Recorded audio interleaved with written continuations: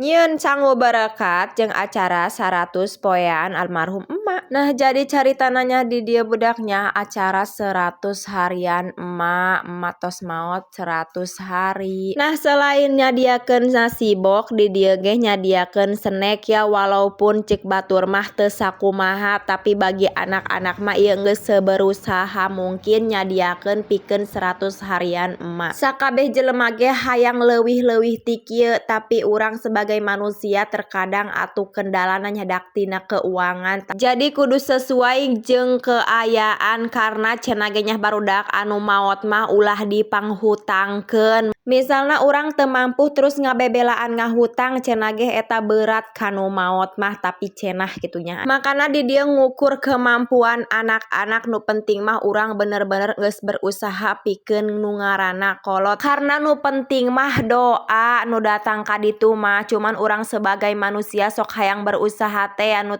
terbaik jeung pikeun kolot. Nah di dieu caritana pakena get karena emang almarhum emak walaupun kolot manehna mah kadaharanna teh jiga budak leutik, makana di dieu seberusaha mungkin walaupun ngeun saeutik kami sebagai anak berusaha ngayakeun nupi kahayang emak. Naon bae kadaharan keur masa emak hirup di dunia eta ku kami diayakeun. Emang nya barudak meureun nu datang ka ditu mah pan lain dadahareun, cuman kumaha nya lamun ngirim nupi kahayangna teh serasa ngeunaheun teh. Nyieunna rada lumayan loba karena alhamdulillah ti awal sampai akhir emak mah selalu loba anu datang ngadoakeun. Mudah-mudahan emak ditarima iman Islamna ditempatkeun di surgana Allah, amin.